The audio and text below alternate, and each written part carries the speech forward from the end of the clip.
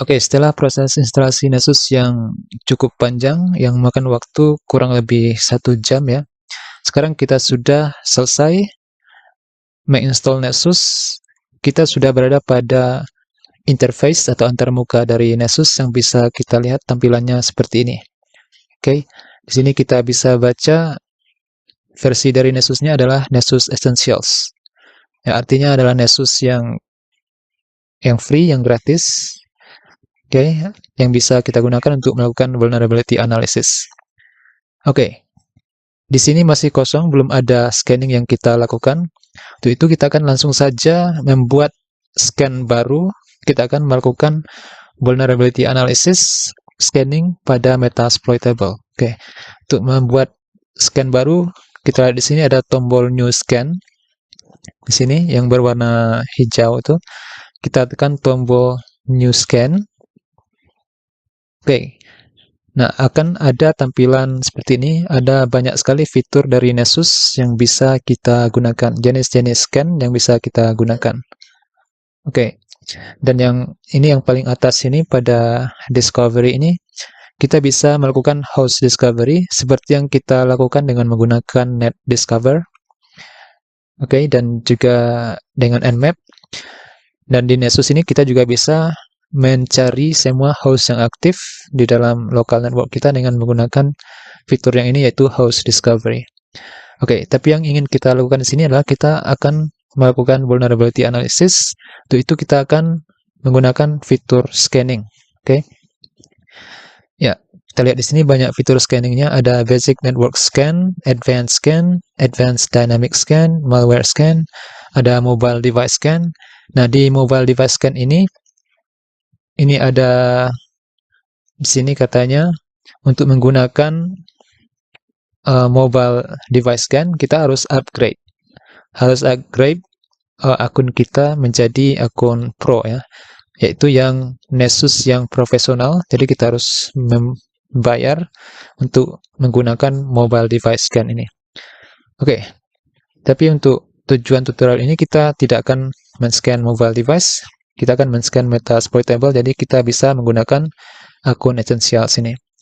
Oke, dan di bawahnya juga banyak fitur-fitur lain yang belum bisa kita gunakan dengan akun Essentials ini.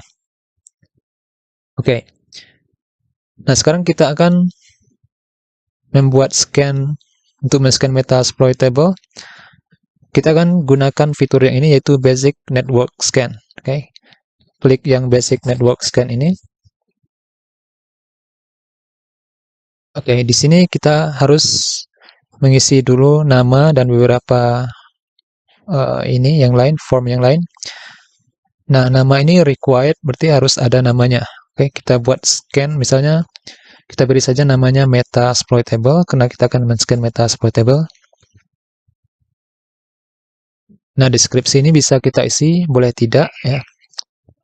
Kemudian pada folder ini kita buat saja MyScan, tempat hasil scanning kita simpan di folder MyScan. Dan di bawahnya pada target kita isi IP address dari target yang akan kita scan, yaitu IP address dari Metasploitable. Oke, ifconfig. Oke. 192.168.54.146. Oke.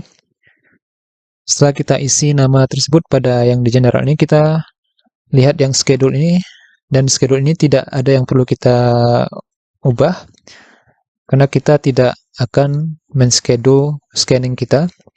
Pada notification juga tidak ada. Nah, kita klik pada discovery ini. Nah, pada discovery ini kita bisa pilih jenis scan yang kita inginkan, berapa port yang akan kita scan.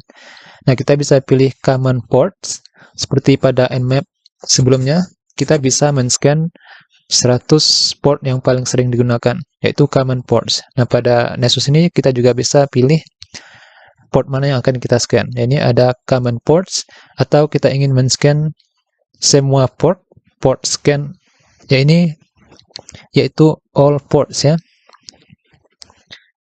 Nah, all ports ini kita lihat keterangannya di bawah, scan all port 1 sampai 65.535 port. Oke, mungkin kita akan pilih yang common ports. Oke. Kemudian kita ke assessment di sini. Di assessment ini kita akan pilih uh, scan for known web vulnerabilities, scan for all web vulnerabilities, scan for all web vulnerabilities complex. Ya, kita akan pilih yang di sini yang known web vulnerabilities. Ya, kalian bisa pilih yang mana yang kalian inginkan dan lihat keterangannya di bawah. Oke. Nah, sebagai contoh, saya pilih yang known web vulnerabilities. Untuk web vulnerabilities ini, kita akan membahas lebih dalam pada bagian web hacking nanti. Oke. Kemudian pada report di bawahnya, ya, untuk report yang kita peroleh dari hasil scanning nanti, itu apakah kita ingin mengoverride normal verbosity. Nah, untuk mengoverride, artinya kita bisa pilih antara ini dan ini, dua pilihan ya. Kalau kita cek ini, kita bisa memilih yang pertama, I have limited disk space, report as little information as possible. Ini informasi yang kita peroleh hanya sedikit ya, tetapi informasi yang penting. Kalau yang kita cek yang di bawah, ini hasil outputnya nanti akan menampilkan semua informasi yang bisa dihasilkan oleh scanning melalui Nessus ini. Oke. Tapi kalau kita post checknya ini, maka hasilnya akan hasil default dari Nessus ya, yang normal. Oke, kita tidak perlu cek itu. Ya, ini show missing patches that have been superseded. Ini boleh kita cek. Kemudian hide result from plugins initiated as a dependency. Ya, itu kita cek saja di situ. Allow users to edit scan results. Ya, izinkan pengguna untuk mengedit hasil dari scan tersebut. Boleh kita izinkan. Dan di sini boleh kita cek, boleh tidak berpengaruh pada hasil scan kita ya. Oke. Seperti designate host by their DNS name, ya. Kita ingin menampilkan nama dari domainnya, DNS-nya. Ya. Ya, ini mungkin kita biarkan saja seperti itu. Kemudian pada advance ini, kita klik di situ. Kita lihat di sini, mungkin ini tidak perlu kita robah, kita biarkan saja default. Nah, setelah semuanya kita isi, kemudian tekan tombol save di sini. Save. Oke, dan kita bisa lihat di sini, kita sudah memiliki sebuah scan dengan nama Metasploitable. Oke, schedule-nya tidak ada, schedule-nya on demand. Ketika kita tekan tombol scan, maka dia akan memulai scanning. Ini maksud dari on demand di sini. Dan di ujungnya kita lihat ada tombol segitiga yang untuk memulai scanning. Oke, nah sekarang kita sudah memiliki sebuah scan, kita akan memulai scanningnya dengan menekan tombol launch di sini. Sekarang kita tekan tombol launch-nya, tunggu sebentar, maka dia akan memulai scanning. Nah, di sini kita lihat running, oke, sedang memulai scanning ya. Ya, scanning ini kita akan tunggu sekitar 1 menit atau 2 menit, baru kita bisa melihat hasilnya ya. Kalau ini kita klik di sini, kita klik, oke. Nah, di sini belum ada hasil yang bisa kita lihat, oke. Kita akan tunggu sebentar, sekitar 1 menit atau 2 menit, oke. Baru akan ada hasil yang bisa kita lihat. Karena di Nessus ini dia tidak hanya men-scan, tapi dia akan langsung melakukan exploitation. Oke, jadi tiap-tiap port yang di-scan, Nessus akan langsung mengeksploit jika port tersebut bisa dieksploit atau vulnerable. Ya, jadi hasil dari exploitation-nya akan nanti ditampilkan, dijelaskan bahwa port tertentu itu exploitable dan bisa dieksploit oleh Nessus. Dan nanti akan ditampilkan juga cara kita mengatasi dari vulnerability yang ada pada sebuah target machine yang kita scan. Oke, sekarang kita coba klik untuk melihat hasilnya. Nah, sekarang kita sudah bisa melihat hasilnya. Oke, ini adalah hasil dari scanningnya, tetapi masih belum selesai. Kita lihat di sini baru 4% ya. Oke, kita bisa lihat di sini pada vulnerabilities ini, itu ada jenis-jenis vulnerability yang ditemukan yang diberi warna sesuai dengan level dari vulnerability-nya. Kita lihat ini, saya coba besarkan.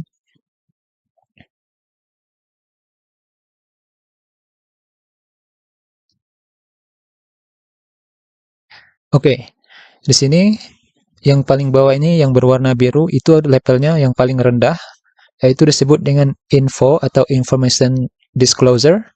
Oke, information disclosure ini adalah sebuah informasi seperti version dari service yang berjalan pada sebuah port, itu ada pada information disclosure.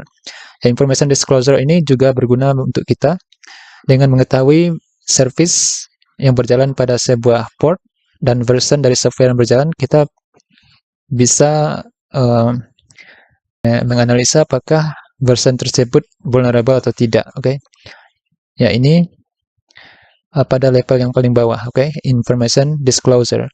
Kemudian ada yang low, yang di atasnya, ada yang medium, ada yang high.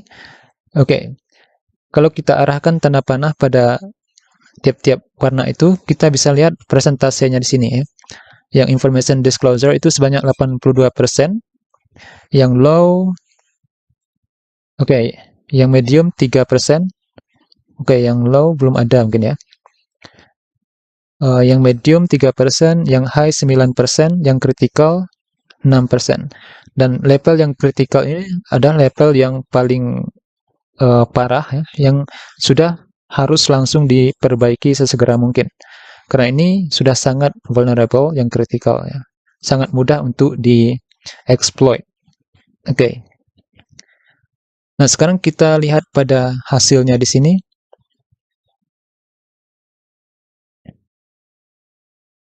Oke. Kalau kita klik di sini pada hasilnya, ini masih dalam proses scanning, belum selesai ya. Oke. Tapi kita bisa langsung melihat hasilnya. Kita lihat di sini pada yang warna merah ini ada level dari severity-nya. Ini dia severity-nya. Kita bisa order, kita bisa urutkan berdasarkan tingkat dari level dari severity-nya. Misalnya kalau kita klik itu tanda panah tersebut, maka akan berubah yang information disclosure-nya yang paling atas, sedangkan yang paling kritikalnya berada di bawah. Oke, kita bisa order seperti itu.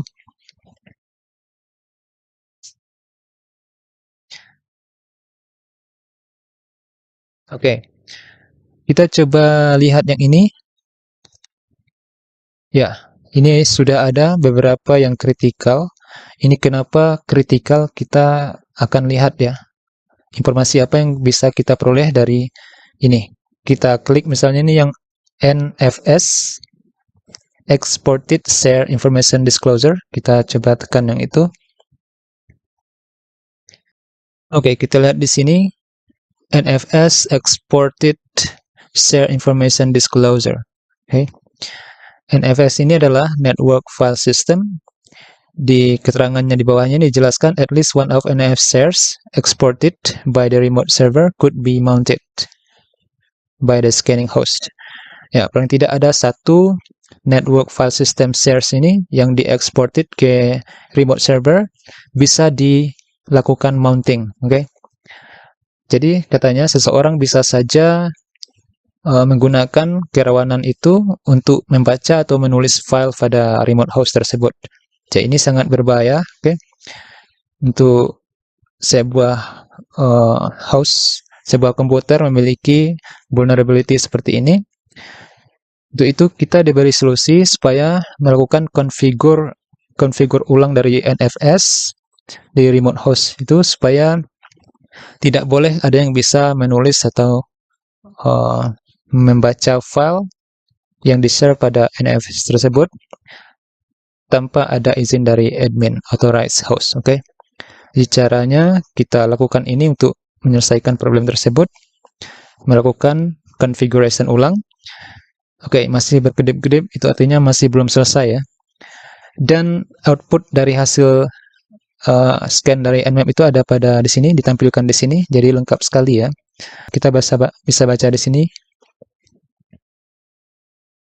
Oke, di sini kita bisa lihat informasi yang di sebelah kanannya, plugin details, level dari severity-nya itu critical ya.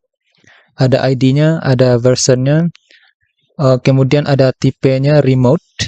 Oke, family-nya RPC. RPC ini adalah remote procedure call ya. Remote procedure call ini adalah protokol ya, yang digunakan oleh program yang bisa digunakan untuk merequest service pada program lain pada dalam sebuah network. Oke. Kita juga bisa melihat di sini tanggal dan tahun. Oke. Di bawahnya pada vulnerability information kita lihat exploit-nya available true. Berarti ada exploit yang bisa kita gunakan untuk mengexploit NFS tersebut. Oke. Dan di sini kita lihat pada port berapa ditemukan NFS ini, yaitu pada port 2049. Oke. Kita kembali ke belakang lagi. Oke, kalau kita lihat di sini sudah berapa persen ya? Sudah baru 8%. Oke. Ini memakan waktu yang cukup panjang juga ya. Jika kita klik di sini, dia akan masih berkedip-kedip seperti tadi ya. Oke, kita lihat lagi yang lain. Yang kritikal ini, VNC server password. Oke, kita buka yang ini, apa ini ya? VNC server password. Oke, password dari VNC server ini adalah kata password itu sendiri. Oke. Berarti ini sangat lemah sekali ya passwordnya. Kalau kita baca di sini, the VNC server running on the remote host is secured with a weak password. Ya, benar ya. VNC server yang berjalan pada remote host tersebut itu memiliki password yang lemah. Oke. Oke, katanya di sini Nessus was able to login using VNC authentication and a password of password. Jadi Nessus berhasil login pada VNC server tersebut dengan menggunakan password dengan kata password itu sendiri. Oke, jadi sangat lemah. Solusinya kita harus mengganti passwordnya dengan password yang lebih kuat. Oke, yaitu ditemukan pada port 5900. Di sini kita lihat levelnya critical. Oke. Ya, kita coba lihat lagi yang lain. Ya, ini semua yang critical ini harus segera kita perbaiki secepat mungkin. Oke. Kemudian yang ini bind cell backdoor detection. Oke, kita lihat.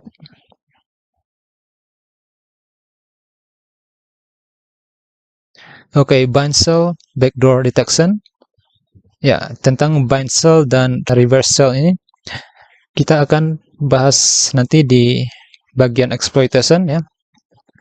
Kita akan baca di sini apa yang ditemukan oleh Nessus, yaitu a cell is listening on a remote port without any authentication being required. Ada sebuah cell yang bisa menerima koneksi tanpa membutuhkan authentication, tidak membutuhkan password ataupun autentikasi yang lain ya. Jadi terbuka ya. Seseorang bisa saja melakukan koneksi kepada port tersebut dan mengirimkan komen-komen tertentu secara langsung. Oke, itu katanya. Jadi ini juga sangat berbahaya, sudah level kritikal ya.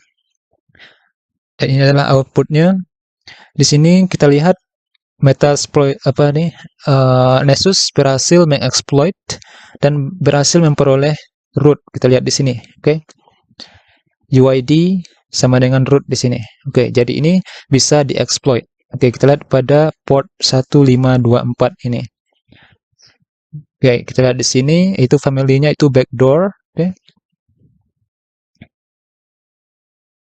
Oke. Nah, inilah yang kita peroleh dari Nessus. Oke, informasi yang cukup lengkap tentang vulnerability yang dimiliki oleh sebuah mesin. Oke, yang berwarna ini, purple ini adalah mix. Ya, yang dalam mix ini ada campuran ya. Di dalamnya ada critical, ada high, ada medium, ada juga information disclosure. Oke, itu yang mix. Oke, kalau kita buka lagi yang di bawah ini, yang information disclosure, misalnya kita coba buka ini SMB. Ini berisi tentang informasi-informasi yang penting yang diperoleh oleh Nessus. Oke, yaitu misalnya ini service detection. Oke, service detection sama seperti ketika kita melakukan service version scanning pada Nmap ya, kita bisa memperoleh bannernya service version yang berjalan pada service pada port tertentu. Oke, kita bisa baca information disclosure. Jadi information disclosure ini walaupun bukan merupakan vulnerability, tapi bisa kita gunakan untuk mencari sebuah exploit untuk mengakses sebuah port tersebut melalui service yang berjalan pada port yang memiliki version dari software tersebut. Oke, dan ini akan membutuhkan waktu yang lama. Ini kita kembali ke belakang, kita lihat ini baru 10% ya. Jadi intinya kalian bisa melihat level dari severity, dari bahaya dari vulnerability yang dimiliki oleh target machine yang kalian scan itu dengan menggunakan Nessus, dan kalian bisa melihat solusi apa yang bisa kalian lakukan untuk mengatasi problem yang dimiliki oleh mesin tersebut. Oke. Oke. Ini sudah hampir selesai, sudah 99%. Oke, sudah hampir 100%. Kalau ini kita kembali ke belakang. Oke, kembali ke belakang di sini. Kita bisa menghapus hasil scan ini. Kalau kita ingin menghapusnya, kita cek di sini. Kita klik pada more itu, kemudian pada move itu kita pilih move to trash. Oke, kalau kita ingin menghapusnya. Oke. Untuk menambah scan baru, ya kita klik lagi pada new scan tersebut, kemudian pilih lagi fitur scan yang mana yang ingin kita gunakan. Oke, kalau kita klik di situ, kita pilih lagi scan apa yang akan kita lakukan, pilih scannya, kemudian isi data-datanya seperti tadi. Oke, kira-kira itu untuk Nessus, vulnerability analysis dengan Nessus kali ini. Kita akan lanjutkan ke part berikutnya. Mungkin kita akan masuk ke bagian exploitation.